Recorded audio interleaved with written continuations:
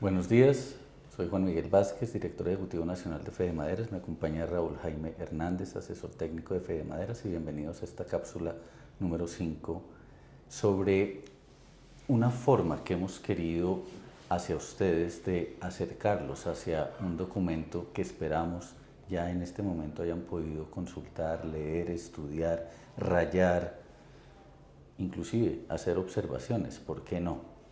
Y es el tema de los monocultivos, más allá de los apasionamientos, una mirada que no pretende hacer una confrontación como algunos detractores lo han querido hacer frente al modelo de bosques nativos o naturales, sino resaltar las ventajas de ambos modelos y cómo ellos pueden complementarse. Es difícil en 5 cápsulas hacer un resumen de este documento, pero Raúl Jaime, ¿cuáles serían esos tips a manera de conclusión? ¿Cuáles serían aquellos mensajes que es importante que quienes nos están viendo y escuchando puedan llevarse a manera de conclusión de este primer documento? Juan Miguel, gracias por este espacio nuevamente. A ver, yo creo que mal haríamos, porque el documento es lo suficientemente rico en conceptos, en conclusiones, y nos gustaría, insistimos, que todos tengan oportunidad de mirarlo con detalle. Pero definitivamente, si uno tuviera que sacar las principales conclusiones del documento, lo primero sería decir que los árboles per se, una especie en particular per se, no es buen animal. Lo malo es si hacemos un mal uso de él y si tomamos unas malas decisiones porque lo ubicamos donde no es o lo manejamos como no es. Entonces, bajo ese precepto, el monocultivo per se y el árbol per se no puede ser calificado como malo, sino más bien una mala decisión fue la que llevó a estar generando un impacto no deseado. Otra gran conclusión del documento que me gustaría mencionar en este espacio es esa magia que tienen los monocultivos al combinarse con otros usos del suelo de generar los bienes de manera más eficiente. No cualquier sistema productivo es capaz de generar un determinado bien con eficiencia, con rentabilidad, con costo efectividad. El monocultivo sí, y por eso es que existen y por eso es que se han desarrollado y no se deben satanizar per se, aunque son modelos productivos de uso intensivo de algunos agroquímicos. Si eso se hace bien hecho, eso no tiene los problemas que se le atribuyen. Esa sería entonces una segunda conclusión que queremos destacar del documento.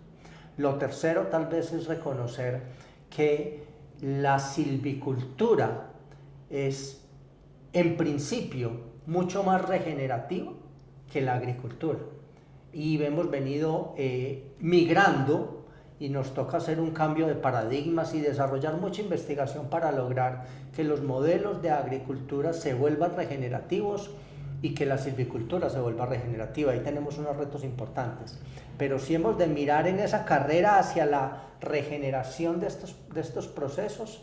La silvicultura va mucho más adelante que la agricultura y estamos mucho más cerquita, incluso, de lograr modelos de silvicultura regenerativa en el mediano y largo plazo que van a permitir incluso mantener la eficiencia en la producción de madera bajo modelos productivos en unos conceptos mucho más maduros técnicamente que sean capaces de ser instalados por las empresas y por los reforestadores.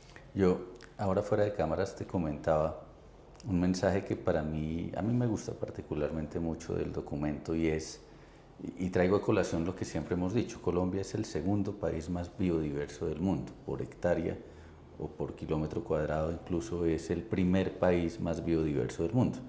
Pero tú dices en el documento, la biodiversidad no está en el metro, no está en el terreno, no está en una pequeña área territorial, sino está en el paisaje, lo cual nos pondría un poco a pensar si eso que decimos, tal vez no a hectárea, kilómetro, pero sí a un espacio más reducido, es correcto y es algo de lo cual tengamos que seguir nutriendo nuestro discurso. La biodiversidad no está en el pequeño terreno, sino está en el paisaje. Si nosotros, y tal vez este es un concepto que debo reconocer, me demoré mucho en particular para hablar en primera persona en entenderlo, y es que es un error pensar que la biodiversidad tiene que estar en el mismo metro cuadrado para tener sostenibilidad.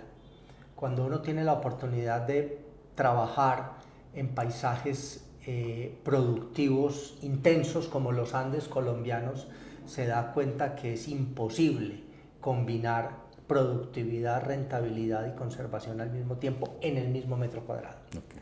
Pero cuando uno tiene la capacidad de salirse del metro cuadrado, de salirse del lote, de salirse de la finca y mirar el paisaje y darse cuenta que la sostenibilidad y la biodiversidad es esa combinación de diferentes usos, diferentes especies, diferentes actividades bien planificado en el territorio, en la cuenca, no en el metro cuadrado, no en la finca, uno logra darse cuenta que ese sistema productivo combinado es sostenible, es eficiente, es rentable y por ende es biodiverso. Raúl Jaime, ¿cuáles serían las recomendaciones para hacer un correcto uso del documento?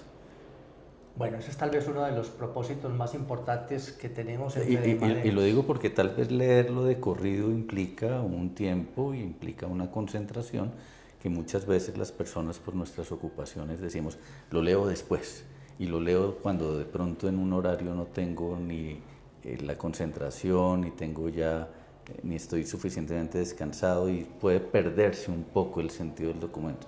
¿Cuál sería tu recomendación para hacer una consulta del mismo? A ver, yo creo que aquí tenemos, uno es un documento que está estructurado por capítulos y por temáticas que pueden direccionar al lector a su interés en particular e ir al lector que es sobre agua, sobre biodiversidad, sobre generación de empleos o sobre captura de CO2.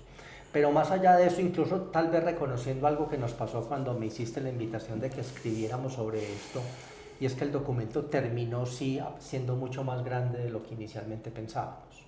Pero lo que sí es cierto es que es un documento que le va a permitir a todos poner sobre la mesa unos argumentos científicos de por qué los monocultivos no son malos.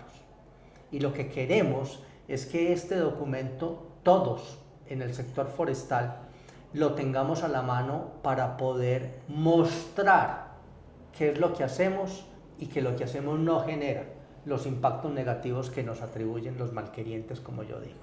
¿Cierto? Y en la parte final del documento hay algo muy interesante y es determinado tema, uso de suelo o biodiversidad o CO2, nos lleva a consultar unos autores, fuente, correcto, unas fuentes. Correcto, sí, eso también fue un aporte, incluso por una recomendación tuya de hacerlo al final del documento, es venga, como nos atribuyen tantos problemas, hagamos un índice más o menos para poder citar ese problema, quién lo trata y a qué conclusión llega frente a la realidad o no de esa problemática que nos están endilgando desde el punto de vista de los problemas que tengan los monocultivos. Y una cosa que hemos querido en FedeMaderas es, este documento no es para que tú lo leas, sino para que tú lo difundas, lo distribuyas. Y ahí entonces hay un QR. Exacto, y que ese QR se vuelva la respuesta técnica y no apasionada cuando alguien nos critique, porque yo creo que también el error que tenemos y tal vez uno de los problemas que ha tenido esta eterna discusión es que nos atacan con apasionamiento y nos defendemos con apasionamiento, y ese apasionamiento nos quita objetividad. Pero si lo que queremos es, venga, yo quiero que usted lea este documento, mire este código QR, escanéelo, léaselo y después hablamos. Le bajamos la espuma y miramos más objetivamente lo bueno y lo malo que tienen estos modelos productivos. Entonces, con esas palabras que tú has dicho, te doy las gracias, Raúl Jaime, por esta contribución. A ustedes muchas gracias por presenciar todas estas cápsulas. Y el mensaje, como dice Raúl Jaime, es en FedeMaderas: a ataques con apasionamientos, respuestas técnicas y objetivas. Muchas gracias.